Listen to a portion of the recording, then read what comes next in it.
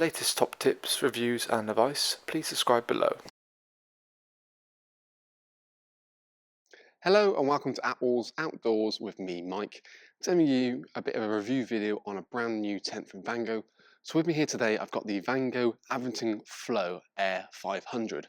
It's worth mentioning that actually they do make a poled version of this tent, and everything we're going to go through today in the features and spec and the size of it is exactly the same for the Air as it is the poled. It's just you're choosing obviously whether you want an inflatable system or a traditional kind of fiberglass poled system itself. So the Avington really is almost like a bit of a sister to the Alton in a way that it's very similar in terms of the way it's designed. It's just got a bit more ventilation built into it. So if it's going for the more European markets or going across where you've got hotter climates or a warmer day, it's got the ability to cope with that a little bit better.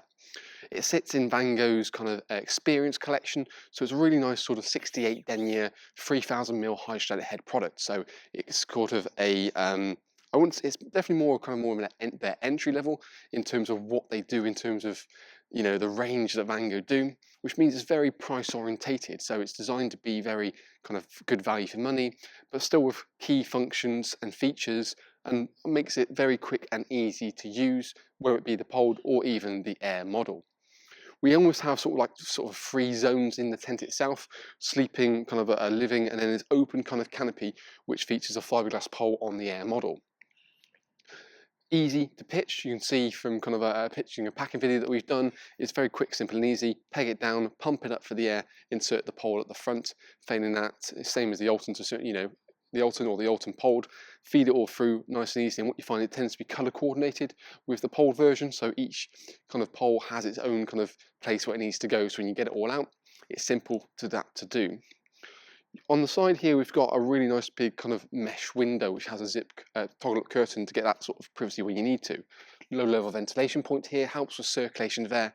And like I said, the reason it's called the Flow is all about having air flow throughout the actual tent. So that's where it really does differ to what we see in pretty much anything else in kind of Vango's collection. So really it's kind of a 5-berth with kind of an ample kind of living section at the front, just enough for a table and chairs.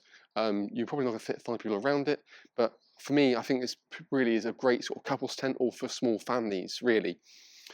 The front door itself here is actually really nice and flexible, that it can be completely kind of opened up, so you have it kind of the outside fully in, and that helps to almost on most warmer days to expand your living area and bring it out into the front of the canopy of the tent.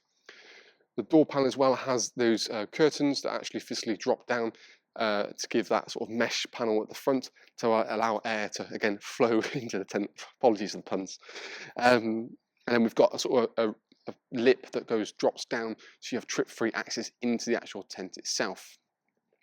We've got high visibility guidelines as well, so obviously to get extra bit of tension onto it, and obviously almost a pre-anchored pole on the canopy, and again with a pole model to increase the overall height of it in comparison to its kind of counterpart as well.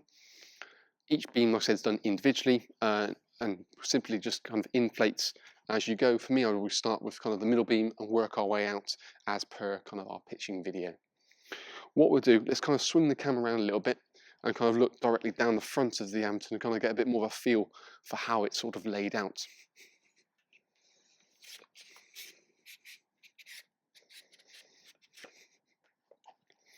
So now we're kind of looking directly at it. You can probably appreciate the front door. So we've got it half open at the moment here.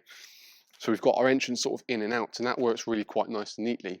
As we said, the actual panel itself can open up to open this whole area up, but the curtains actually they're actually zipped, to be fair. So you can actually zip them down halfway, have that kind of bug-free barrier at the front of the tent, and to be fair, both panels itself are exactly the same. So you've got a complete bug barrier all the way through, and maximise airflow. So nearly every single panel, whether it be the front panel or even kind of the side panel on this side here, has mesh built into it. And again, wherever there's a mesh panel, the curtains tend to be zipped. But it's nice to see you've got lots of flexibility in how you want the setup to be. Admittedly, the Alton's a little bit deeper in terms of its overall size, so you probably benefit from a slightly better internal space for when the weather does turn. So that is one sort of consideration in comparison to the model. But if we open up the whole tent completely, so there's a toggle point along the front. So we see along the bottom of here, it toggles directly to the ground sheet, and that kind of helps to keep it as a lift up. And then when we obviously untoggle it like so, it then becomes, you can lay flat and essentially not be a trip hazard in. So if you've got pushchairs or wheelchairs, for example, you know, you haven't got any kind of barriers into the actual tent itself. Feels a little bit lower in comparison, probably, just down to the overall kind of size of it. But it still means it's ample enough. You can put things like tables and chairs close up to the edge, and you know, it is designed to be a small, compact tent, and that does obviously help to do that. The bedroom section directly at the back, we've got it split up. So really it's kind of almost a perfect sort of 2.5, 2.5. The divider itself can actually be kind of removed if you wanted to. So you basically toggles in and toggles out as you see fit. And again, we can just kind of open up, slightly darker kind of inner as well. So it sits in the Experience Collection. So it's going to be kind of like the sort of lights out inner. So again, it's not quite as dark as the midnight they do, but the nightfall's correct terminology.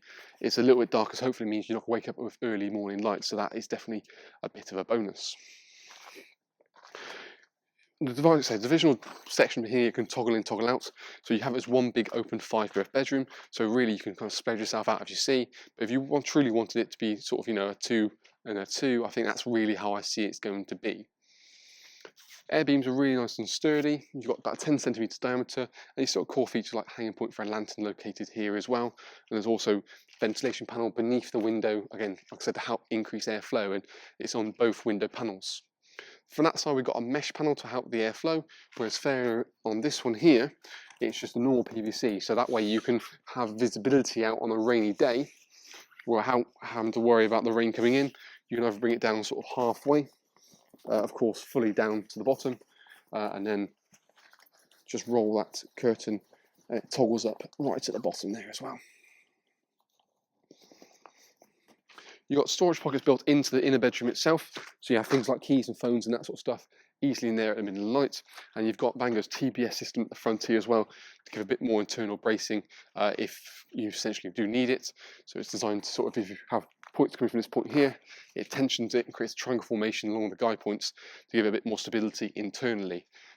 Something that, you know, it's just nice to have at the end of the day, not necessarily what you need. At the very back of the tent, we can probably, let's pick the camera up actually and kind of come into the model.